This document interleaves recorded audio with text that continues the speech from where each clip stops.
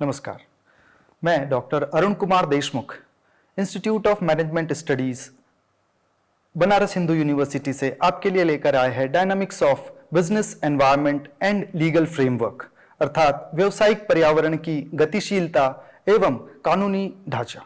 हम बात करेंगे अब मैक्रो एनवायरनमेंट की। मैक्रो अर्थात वृहद पर्यावरणीय कारक जो व्यवसाय को प्रत्यक्ष तो नहीं किंतु परोक्ष रूप से प्रभावित करते हैं। इसमें सबसे पहली बात आती है कि इसको रिमोट कारक भी कहा जा सकता है, जो कि व्यवसाय से प्रत्यक्ष संबंध में तो नहीं है किंतु इससे कुछ दूरी पर है, लेकिन अपना प्रभाव निश्चित रूप से छोड़ते हैं। अब इसकी जो हम अगली बात करते हैं कि ये काफी डाइवर्सिफाइड है या काफी विविधता लिए हुए है बाकी कॉन्स्टिट्यूएंट्स की तुलना में, या बाकी जो सूक्ष्म तत्व हमने पढ़े या सूक्ष्म कारक हमने पढ़े उनकी तुलना में इनकी डाइवर्सिटी या वैरायटी काफी अधिक है। अब जैसा कि हमने पिछले व्याख्यान में जानने का प्रयास किया था कि किस प्रकार जीएसटी अर्थात गुड्स एंड सर्विसेज जो टैक्स सरकार ने इंट्रोड्यूस किया, उसके परिणाम स्वरूप व्यवसायियों को उसको कंप्लाई करना पड़ा, उसका विरोध करके भी उनको कंप्लाई ही करना पड़ा। तो यह एक निर्णय, नीतिगत निर्णय है जिसको व्यवसाय को मानना ही होगा। तो इससे समझ में आता है हमें कि किस प्रकार ये डाइवर्सिफाइड है और साथ में ये व्यवसाय के नियंत्रण से बाहर है। अब बात करते हैं कि कंपनीज को इसके प्रति अपना रवैया या अपना एटीट्यूड क्या रखना चाहिए। तो मूल रूप से किसी भी कंपनी को इसको अडैप्ट करने की या इसके लिए अपने आप को अनुकूल बनाने का प्रयास करना चाहिए, बजाय इसके कि वो उसका विरोध करे। विरोध अपना जाहिर किया जा सकता है किंतु उनका परिवर्तन या परिवर्तन होना या ना होना वह हमारे नियंत्रण में नहीं है। तो इनको अनकंट्रोलेबल या अनियंत्रित कारक भी कहा जा सकता है। और दूसरी अगर मुख्य बात देखें तो ये जो कारक होते हैं बहुधा हमारे लिए अवसर भी लेकर के आते हैं और कई बार हमारे लिए चुनौतियां भी बन जाते हैं। तो कई व्यवसायियों के लिए जब जीएसटी आया तो वह उसने एक अवसर का काम किया। एफएमसीजी और तमाम तरह के कई उत्पाद हैं जिन पे पहले तमाम तरह के कर लगा करते थे, टैक्स लगा करते थे, और जीएसटी आने के बाद उनको कर शून्य कर दिया गया। तो इसका लाभ यह हुआ कि उनके लिए अवसर बन गया। लेकिन कई उत्पाद जैसे ऑटोमोबाइल की बात करें तो उस पर लगने वाला टैक्स पहले कम हुआ करता था, लेकिन जब जीएसटी आया तो 28% के दायरे में आ गए। तो इससे हमें पता चलता है कि ये कुछ के लिए अवसर और कुछ के लिए चुनौती बनकर आता है। अब बात करते हैं कि इन कारकों को हम पहचानेंगे कैसे, क्या टेस्ट होगा। जैसे हमने माइक्रो या सूक्ष्म कारकों के विषय में जानने समझने का प्रयास किया, तो हम जानेंगे कैसे कि ये मैक्रो फैक्टर्स है या मैक्रो एनवायरमेंटल फैक्टर्स है। तो इसमें जो हमने पिछले व्याख्यान में चर्चा की थी, ये जो फ्रेमवर्क है पेस्टल से हम परिचित हैं। आज हम नए फ्रेमवर्क को सीखने जा रहे हैं जिसको कहते हैं स्टीपलेडिक्स। इस पे हम आज वृहद चर्चा करेंगे। तो सबसे पहले ये इसकी शर्त है कि हम जानेंगे कैसे कि ये एक्सटर्नल बिजनेस एनवायरनमेंट या मैक्रो एनवायरनमेंट का सोर्स है। तो सबसे पहले पॉइंट पे आप गौर करेंगे, इसमें हम पाएंगे कि ये मुख्य रूप से बिजनेस एनवायरनमेंट या व्यवसायिक पर्यावरण का एक घटक होना आवश्यक है, एक अंग होना आवश्यक है। दूसरा, ये जो है व्यवसाय से बाह्य है, आंतरिक नहीं होना चाहिए। कोई भी कारक जो व्यवसाय से बाहर है वह इस शर्त पे पूरा खरा उतरता है। आगे हम बात करते हैं कि ये किसी भी व्यवसाय के ऑपरेटिंग एनवायरनमेंट से संबंधित है। दूसरा कि ये उसके सक्सेस और सर्वाइवल को भी, उसकी सफलता और उसकी सर्वाइवल को भी प्रभावित करता है। आगे बात करते हैं कि ये प्रत्यक्ष रूप से संबंधित होता है external socio economic and political and government forces से। तो ये इसकी अगली शर्त है। अगली शर्त है कि इसमें किसी भी कंपनी या किसी भी व्यवसाय के पास स्वतंत्रता नहीं होती कि वह इसमें कोई परिवर्तन कर सके। जैसा कि हमने पिछले स्लाइड में देखने का प्रयास किया कि हमारे नियंत्रण से परे होती है। अंत में इसकी जो कंडीशन है कि ये बहुधा हमारे लिए अवसर बन के आती है और बहुधा हमारे लिए चुनौतियां लेकर के आती है। जैसा कि हमने कहा कि आज हम इस नए फ्रेमवर्क को सीखने जा रहे हैं जिसको हम कहते हैं स्टीपलेडिक्स। स्टीपलेडिक्स या पेस्टल, दोनों तरह से हम इस वृहद पर्यावरणीय कारकों की समझ विकसित कर सकते हैं। इसमें जो हम आज बात करने जा रहे हैं वो स्टीपलेडिक्स में पेस्टल स्वतः सम्मिलित है। अब पहले अगर बात करें, मैं फिर से आप लोगों को पेस्टल बता देना चाहता हूं। पेस्टल में पी जो है वो पॉलिटिकल फोर्सेस या राजनीतिक तत्वों की बात करता है, ई बात करता है आर्थिक या इकोनॉमिक फोर्सेस की, एस बात करता है सोशल या सामाजिक फोर्सेस की, टी बात करता है टेक्नोलॉजिकल, और ये जो दूसरा ई है ये बात करता है इकोलॉजिकल फोर्सेस की, और अंत में एल ये प्रकाश डालता है लीगल फोर्सेस पे। अब आगे देखते हैं स्टीपलेडिक्स क्या है। ये जो चित्र आप देख रहे हैं स्क्रीन पर, इस चित्र में मुख्य रूप से स्टीपलेडिक्स के सारे एलिमेंट्स को एक एक करके दर्शाया गया है। सबसे पहले स्टीपलेडिक्स में सबसे पहला फोर्स हम लेकर के चलते हैं सिक्योरिटी फैक्टर्स को। सिक्योरिटी फैक्टर्स अर्थात सुरक्षात्मक कारक। किसी भी पर्यावरण में, किसी भी वातावरण में जहां पर व्यवसाय ऑपरेट कर रहा है, वहां पर सिक्योरिटी फोर्सेस किस तरह से ऑपरेट कर रहे हैं, वहां पर सुरक्षा, सेफ्टी और सिक्योरिटी के अरेंजमेंट्स कैसे हैं, उस पर यह प्रकाश डालता है। इस पर हम एक एक करके बृहद चर्चा आने वाली स्लाइड्स में करने वाले हैं। अगला है टी जो है वो प्रतिनिधित्व करता है टेक्नोलॉजिकल फोर्सेस का, जो नीचे की तरफ बीच में आपको देखने को मिल रहा है, टेक्नोलॉजिकल फोर्सेस। पहला ई जो बात करता है वो बात करता है इकोनॉमिक फैक्टर्स की बात करता है। अगला ई एनवायरमेंटल फैक्टर्स की बात करता है। पी पॉलिटिकल फैक्टर्स को गवर्न करता है। एल लीगल फैक्टर्स की बात करता है। डी हमारे डेमोग्राफिक फैक्टर्स की बात करता है। आई आप देख पा रहे हैं इंटरनेशनल और ग्लोबल इसी में सम्मिलित है, इनकी बात करता है। उसके बाद अब जो आई है वो ग्लोबल, हम इसको अलग से लेकर के चलते हैं, जैसा कि हमने पिछले व्याख्यान में समझने का प्रयास किया था कि इंटरनेशनल और ग्लोबल में कुछ अंतर है और इस वजह से हम इनको कई बार अलग अलग करके भी देखते हैं। और अंत में हमारा जो एस है, एस जो प्रतिनिधित्व करता है सोशियो कल्चरल फैक्टर्स या सामाजिक और सांस्कृतिक कारकों की। तो आइए अब हम समझने का प्रयास करते हैं स्टीपलेडिक्स के इन एक एक कारकों को एक एक करके समझने का प्रयास करेंगे और समझ विकसित करेंगे कि किस प्रकार ये कारक हमारे व्यवसाय को प्रभावित करते हैं या कर सकते हैं। सबसे पहले हम जिसकी बात करने जा रहे हैं वो सोशियो कल्चरल फैक्टर्स की बात करेंगे। सोशियो कल्चरल फैक्टर्स, जैसा कि इसके नाम से ही उद्भाषित होता है कि सामाजिक और सांस्कृतिक।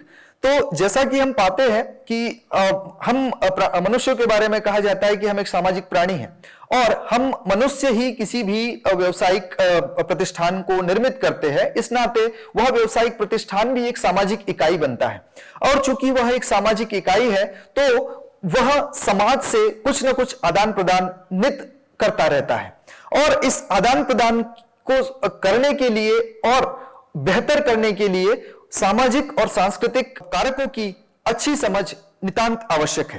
तो ये मूल रूप से इन दो फैक्टर्स का, इन दो कारकों का अमलगमेशन है या समुच्चय है या सम्मिश्रण है। इसमें पहला हम कहते हैं सोशल और अगली बात करते हैं कल्चरल की। और मुख्य बात इसकी यह है कि जैसा हमने कहा कि सभी मैक्रो फैक्टर्स को हम किसी भी मैक्रो फैक्टर्स को, किसी भी वृहद कारक को परिवर्तित नहीं कर सकते, उसके अनुकूल हो सकते हैं, उसके अनुकूल स्वयं को बना सकते हैं। तो ये इसका अगला महत्वपूर्ण बिंदु है। और जब हम बात करते हैं कि इन सोशियो कल्चरल फैक्टर्स में कौन कौन सी बातें सम्मिलित होती है, यद्यपि हम इन सारे कारकों को एक एक करके और भी डिटेल में आने वाले सप्ताहों में, आने वाले व्याख्यानों में समझने का प्रयास करेंगे, किंतु यहां पर संक्षेप में हम इसको जान ले कि हम क्या पढ़ने जा रहे हैं, क्या समझने जा रहे हैं। तो यहां पर हम जो बात करने जा रहे हैं कि सोशियो कल्चरल फैक्टर्स आखिर है क्या। तो इसमें सबसे पहले हमारे रीति रिवाज आ जाते हैं, कस्टम्स आ जाते हैं, हमारी परंपराएं आ जाती है, हमारे कन्वेंशंस आ जाते हैं जिनको हम फॉलो करते रहे हैं। इसके साथ ही हमारे मूल्य आ जाते हैं, जिन मूल्यों को हम लेकर के चलते हैं। हर संस्कृति के अपने कुछ मूल्य होते हैं। इसके बाद कुछ मान्यताएं होती है जिसको हम बिलीव्स कहते हैं। इसके बाद एथनिक बिहेवियर जो किसी स्पेसिफिक एथनिसिटी में देखने को मिलता है। ठीक इसी प्रकार आपका साक्षरता का स्तर क्या है उस समाज में, उस पर्टिकुलर स्थान में। ठीक इसी प्रकार जीवन प्रत्याशा या लॉन्जेविटी लोगों की कैसी है, ठीक इसी प्रकार स्वास्थ्य कैसा है, लोगों की आवाजाही, मोबिलिटी ऑफ लेबर की अगर हम बात करें तो किस तरह से श्रम कितना गतिशील है, लेबर कैसे मूव हो रहा है एक स्थान से दूसरे स्थान पर, कितना रेडीनेस है, कितनी तत्परता है उनके मूवमेंट में। ठीक इसी प्रकार हम बात करते हैं कॉस्ट फैक्टर्स की, हम बात करते हैं कर्मचारियों के व्यवहार की, और किस तरह से वो किस पर्यावरण में, वातावरण में अपने आप को अनुकूलित करते हैं और अपना कार्य निष्पादन करते हैं। ठीक इसी प्रकार एक महत्वपूर्ण बिंदु जो यहां पर आता है, जैसा कि हमने कहा कि हर व्यवसाय एक सामाजिक इकाई है और सामाजिक इकाई होने के नाते इसके कुछ दायित्व भी उस समाज के प्रति है। तो उन दायित्वों को समझकर किस तरह से व्यवसाय अपने दायित्वों का निर्वहन करता है, उनको पहचानता है और उनका निर्वहन करता है। आगे जो हम बात करने जा रहे हैं अगले स्टीप लेडिक्स फ्रेमवर्क में, ये है हमारे टेक्नोलॉजिकल फैक्टर्स। टेक्नोलॉजिकल फैक्टर्स जैसा कि इसके नाम से ही प्रकट होता है, ये प्रौद्योगिकी कारक या तकनीकी कारक भी कहा जा सकता है। तो ये होते क्या है, इसमें एक महत्वपूर्ण बिंदु जो समझने वाला है कि प्रौद्योगिकी जो हम आज देख रहे हैं वो मूल रूप से विज्ञान से निकल करके आई है, जिसको हम साइंस कहते हैं। और ये चार जो मूल तत्व है ये साथ में चलते हैं, ये चार विषय साथ में चलते हैं और एक दूसरे के विकास और व्यवहार में एक दूसरे के सहयोगी बनते हैं। इसमें सबसे पहले हम बात करते हैं साइंस की, आगे हम कहते हैं टेक्नोलॉजी, फिर हम बात करते हैं इंजीनियरिंग की, और अंत में हम बात करते हैं मैथमेटिक्स की, स्टेम जिसको कहा जाता है शॉर्ट में। तो बेसिकली ये जो टेक्नोलॉजी है या प्रौद्योगिकी है, ये किसी भी बिजनेस एनवायरनमेंट को आगे बढ़ाने में सहयोगी होती है। टेक्नोलॉजी का अर्थ केवल और केवल मशीन से लगाना इसको संकुचित करता है। इसको वृहद रूप से यदि हमें समझना हो तो हमें यह जानना होता है कि ये इतना संकुचित नहीं है जितना हम इसको मशीन तक सीमित कर देते हैं, बल्कि यह एक वृहद अवधारणा है। तो इसको समझने के लिए हमें विज्ञान की समझ विकसित करनी होगी। तो विज्ञान मूलतः क्या करता है, विज्ञान किसी भी जटिल समस्या को जो प्राकृतिक पर्यावरण में हमें देखने को मिलती है, उस समस्या के समाधान के लिए अपने एक्सपेरिमेंट्स या प्रयोगों को करता है और इसको आगे बढ़ाता है। जब बात करते हैं हम इंजीनियरिंग की या अभियांत्रिकी की, तो अभियांत्रिकी विज्ञान के मूल सिद्धांतों को, जो विकसित किए गए मूल सिद्धांतों का उपयोग करके, उसका सृजनात्मक उपयोग करके उन समाधानों को खोजने का प्रयास करता है। और सृजनात्मकता जब नवाचार में बदलती है तो वह टेक्नोलॉजी बन जाती है। और इन सब का समुच्चय, और मूल रूप से बात करें मैथमेटिक्स की, गणित की, तो गणित मूल रूप से एनालिटिक्स या विश्लेषिकी पे ध्यान देता है कि किस तरह से इसमें आने वाली समस्याओं को विश्लेषिकी के माध्यम से समाधान किया जाए। तो टेक्नोलॉजिकल फैक्टर्स मूल रूप से इन सब से संबंधित है, और टेक्नोलॉजिकल फैक्टर्स ही कहीं ना कहीं आज के व्यवसाय की दिशा और दशा निर्धारित करते हैं। तो ये हमें जानना, इनका ज्ञान हमें होना और इनका उपयोग हमें जानना नितांत आवश्यक है। आगामी व्याख्यानों में हम इस पे और बृहद चर्चा करेंगे। अगला जो कारक है वो है इकोनॉमिक फैक्टर्स या आर्थिक कारक। तो जब हम आर्थिक कारकों की बात करते हैं तो आर्थिक कारक भी ठीक उसी प्रकार व्यवहार करते हैं जिस प्रकार अन्य मैक्रो कारक हमें व्यवहार करते हुए दिखाई पड़ते हैं, कि इन पर हमारा नियंत्रण नहीं होता है, बल्कि ये हमें नियंत्रित करते हैं। तो जब ये हमें नियंत्रित करते हैं तो इनके अनुकूल हमें होना है, न कि हमें उनको नियंत्रित करने का प्रयास करना है। तो मूल रूप से इकोनॉमिक फैक्टर्स जो है वो इकोनॉमिक्स से निकल करके आते हैं। जैसा कि हम सभी जानते हैं कि अर्थशास्त्र की दो मुख्य धाराएं हैं, एक को हम माइक्रो इकोनॉमिक्स कहते हैं, एक को हम मैक्रो इकोनॉमिक्स कहते हैं। माइक्रो इकोनॉमिक्स अर्थात सूक्ष्म अर्थशास्त्र, और मैक्रो अर्थात व्यष्टि अर्थशास्त्र। व्यष्टि और समष्टि की समझ से हम अर्थशास्त्र या इकोनॉमिक्स को समझने का प्रयास करते हैं। तो ठीक इसी प्रकार हम इन सारे तत्वों को अगर डिवाइड करें तो मूल रूप से तीन भागों में हम इसको बांटते हैं। ये तीन भाग कुछ इस प्रकार है जो आप स्क्रीन पर देख पा रहे हैं। पहला भाग है जो बात करता है इकोनॉमिक कंडीशन या आर्थिक परिस्थितियों की, किसी भी राष्ट्र की आर्थिक परिस्थितियों की। इकोनॉमिक फैक्टर का अगला चरण बात करता है आर्थिक नीतियों की, और उससे भी आगे हम बढ़ते हैं तो ये दिखलाई कम पड़ता है, किंतु फिर भी कहीं ना कहीं ये गवर्न करता है। तो ये है आपका टाइप ऑफ इकोनॉमी। तो सबसे पहले हम लेते हैं कि आर्थिक कंडीशन या किसी भी देश की आर्थिक स्थिति। तो आर्थिक स्थिति में सबसे पहला पहलू जब हम सुनते हैं कि जिसको हम कहते हैं जीडीपी या ग्रॉस डोमेस्टिक प्रोडक्ट। तो ग्रॉस डोमेस्टिक प्रोडक्ट होता क्या है? ग्रॉस डोमेस्टिक प्रोडक्ट किसी भी देश की भौगोलिक सीमा में final goods and services, final उत्पादों के मूल्य का जो सम टोटल होता है, जो योग होता है, उसको हम ग्रॉस डोमेस्टिक प्रोडक्ट कहते हैं। तो इसमें सभी का उत्पाद अर्थात व्यक्ति से लेकर के ऑर्गेनाइजेशन तक जो भी उत्पाद बना रहे हैं, जो भी सेवाएं दे रहे हैं, उन सब का समुच्चय मिलकर के हमारा जीडीपी बनाता है। अब इस नेशनल इनकम को, राष्ट्रीय आय को जब हम वहां की जनसंख्या से भाग देते हैं, डिवाइड करते हैं, तो हमें जो मिलता है वह है पर कैपिटा इनकम। ये जानना क्यों आवश्यक है? मूल रूप से जब हम किसी देश की पर कैपिटा इनकम या प्रति व्यक्ति आय का ज्ञान प्राप्त करते हैं, तो हमें यह पता चलता है कि उनकी क्रय शक्ति कैसी है। तो व्यवसाय को यह जानना कि हमारे ग्राहकों की क्रय शक्ति किसी देश विशेष में, किसी स्थान विशेष में कितनी है, यह नितांत आवश्यक है। इसको जाने बिना वह अपने प्रोडक्ट को डिजाइन नहीं कर सकता, उसका प्राइस क्या होना चाहिए यह निर्धारित नहीं कर सकता, उसकी पहुंच कैसी होनी चाहिए यह निर्धारित नहीं कर सकता। अर्थात सभी निर्णय हमारे कहीं ना कहीं इन फैक्टर्स पे निर्भर करते हैं। तो हमें इसका ज्ञान भी नितांत आवश्यक है। ठीक इसी प्रकार फॉरेन एक्सचेंज रिजर्व, जैसा कि हमने देखा 1991 के दौर में भारत के पास लगभग फॉरेन करेंसी एक्सचेंज रिजर्व लगभग शून्य या नेगेटिव में हो गए थे, जो कि अब बहुत हम बेहतर स्थिति में हैं। तो कहने का तात्पर्य कि आर्थिक नीतियां किस प्रकार किसी देश की दशा और दिशा निर्धारित करती है, ये हमें इस बात से पता चलता है। आगे हम बात करते हैं पूंजी बाजार की, कैपिटल मार्केट की। कैपिटल मार्केट जितना इवॉल्व होता है, जितना डेवलप होता है, उतना ही किसी भी देश के लिए श्रेयस्कर माना जाता है। आगे बात करते हैं इकोनॉमिक पॉलिसीज की। इकोनॉमिक पॉलिसीज में यूं तो हम इस पे वृहद चर्चा आगे करेंगे। संक्षेप में industrial policy, fiscal policy, monetary policy, या हम कहे फॉरेन इन्वेस्टमेंट पॉलिसी, विदेशी निवेश नीति, इसी प्रकार इंस्टीट्यूशनल इन्वेस्टर पॉलिसी, और अंत में एक्जिम अर्थात एक्सपोर्ट इंपोर्ट या आयात निर्यात नीति।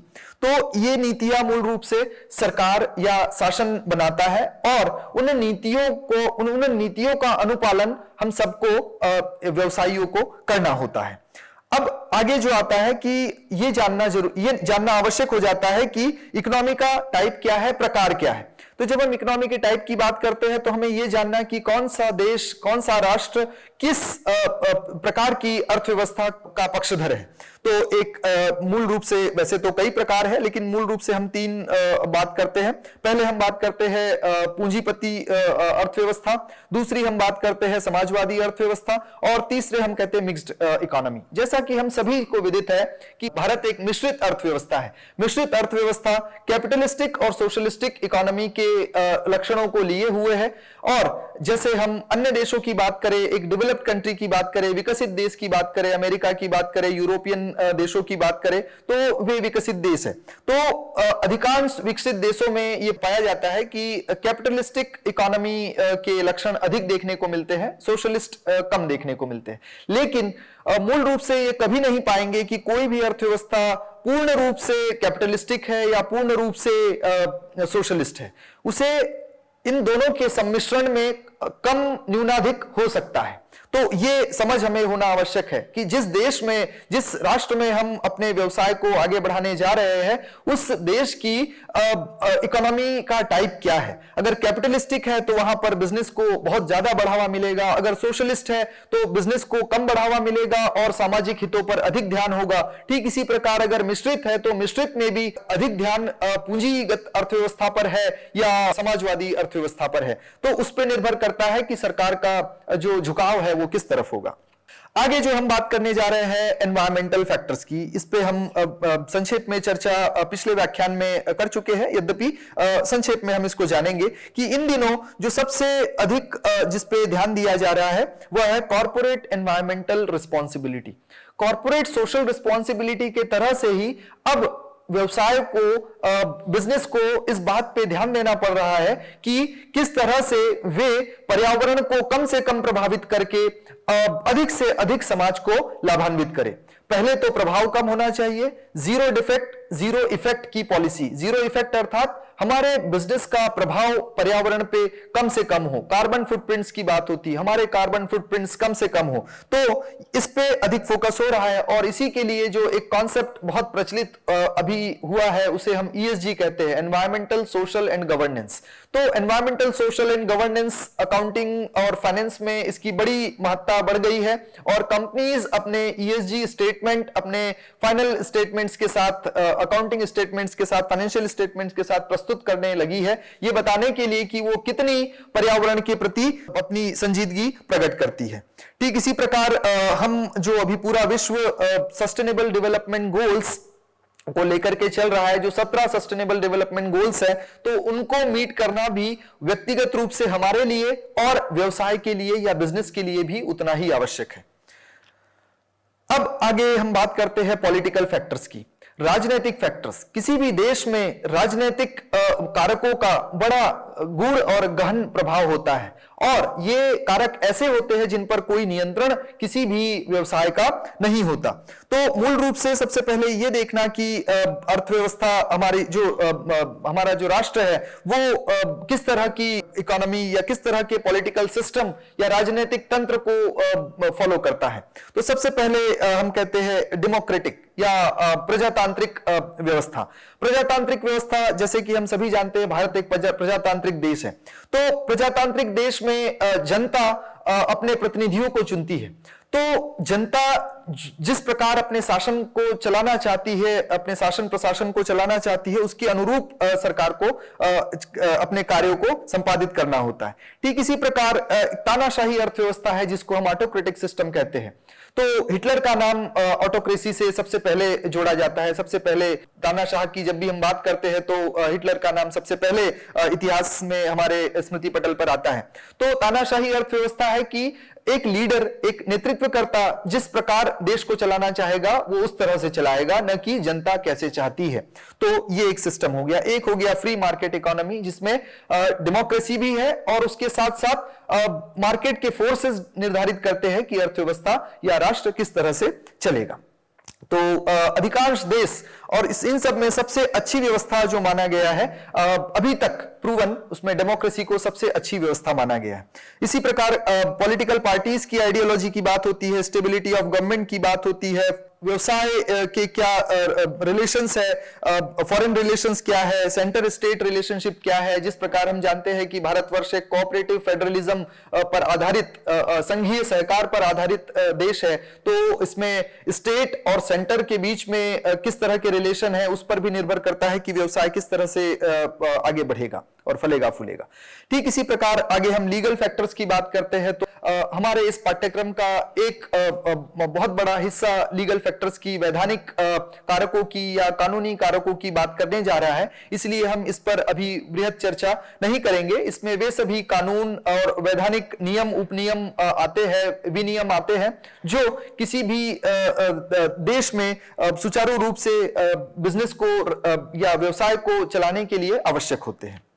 ठीक इसी प्रकार इथिकल फैक्टर्स, इथिक्स मूल रूप से विज्ञान की या वह ब्रांच है जो यह बताती है कि किस प्रकार सही और गलत में भेद किया जाए। तो जब व्यवसाय अपने किसी कार्य को करता है तो क्या सही है क्या गलत है, इसकी समझ लेते हुए वो अपने वैल्यू सिस्टम से इथिकल वैल्यूज को ड्रॉ करता है। ये फैक्टर्स भी एक महत्वपूर्ण स्थान रखते हैं। आगे डेमोग्राफिक फैक्टर्स की बात करते हैं। डेमोग्राफी मूल रूप से जनसांख्यिकी अध्ययन है। जनसांख्यिकी अध्ययन यह है, इसको कहा जाता है कि एक स्टैटिस्टिकल स्टडी है पॉपुलेशन की, अर्थात सांख्यिकीय अध्ययन है जनसंख्या का, तो इसको जनसांख्यिकी कहा जाता है। जैसा कि कहा जाता है कि भारत एक युवा देश है, क्यों? क्योंकि इसके पास डेमोग्राफिक डिविडेंड है, जनसांख्यिकी लाभांश है। तो यह जनसांख्यिकी लाभांश क्या है? अर्थात 15 से 35 वर्ष की आयु वाले वे युवा जो देश की दशा और दिशा बदल सकते हैं, तो इनकी संख्या आज भारतवर्ष में लगभग 60% के आसपास है। यह हमारे लिए एक लाभांश का कारक है, यह हमें समझना बहुत आवश्यक है। ठीक इसी प्रकार इंटरनेशनल फैक्टर्स की बात करें तो आयात निर्यात से संबंधित जो कारक होते हैं वे बात करते हैं। ग्लोबल फैक्टर्स की हमने बात की, इसमें हमारे ट्रेड लिबरलाइजेशन आ जाता है, टेक्नोलॉजी प्रौद्योगिकी आ जाता है, मल्टीनेशनल कॉर्पोरेशंस की स्थिति आ जाती है।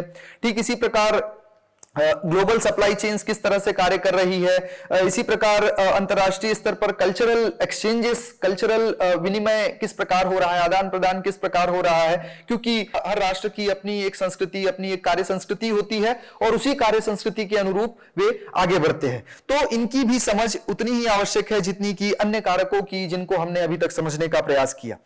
आगे हम बात करते हैं सिक्योरिटी फैक्टर्स की। सिक्योरिटी फैक्टर्स मूल रूप से जो हमने पिछले व्याख्यान में भी समझने का प्रयास किया कि एक स्थिति बन जाती है युद्धों की, राष्ट्रों के बीच में युद्धों की या राज्यों के बीच में आपसी टकराव की, तो उसमें लोगों के मन में सुरक्षा का भाव कैसा है। जिस देश के लोगों के मन में सुरक्षा का भाव अधिक होता है, पाया जाता है कि वहां पर व्यवसाय अधिक फलता फूलता है। यह शोध में भी पाया गया है। तो मूल रूप से लैक ऑफ सिक्योरिटी या जहां पर सिक्योरिटी का, सुरक्षात्मक परिस्थितियों का अभाव पाया जाएगा, वहां पर व्यवसाय कम फलता फूलता है। उदाहरण स्वरूप हम देखें, जिस प्रकार अफगानिस्तान में तालिबान के शासन के आने के बाद व्यवसाय कुंठित हुआ है, वैसा अन्य देशों में कम देखने को मिलता है। तो इसी के विपरीत आप भारत में देखिए कि किस प्रकार से व्यवसाय फल फूल रहा है। आप अमेरिका में देख सकते हैं कि किस प्रकार से व्यवसाय फल फूल रहा है, क्योंकि वहां पर सिक्योरिटी, लोगों के मन में सुरक्षा का भाव तुलनात्मक रूप से अधिक है। इसी को ध्यान में रखते हुए राष्ट्रीय स्तर पर राष्ट्रीय सुरक्षा परिषद या नेशनल सिक्योरिटी काउंसिल एनएससी की स्थापना सन 1998 में 19 नवंबर को सरकार के द्वारा की गई, जो कि मूल रूप से राजनैतिक, आर्थिक, ऊर्जात्मक और कूटनीतिक सुरक्षा की बात करती है, जो राष्ट्र के भीतर और बाहर सुरक्षा की स्थिति का नियोजन करती है।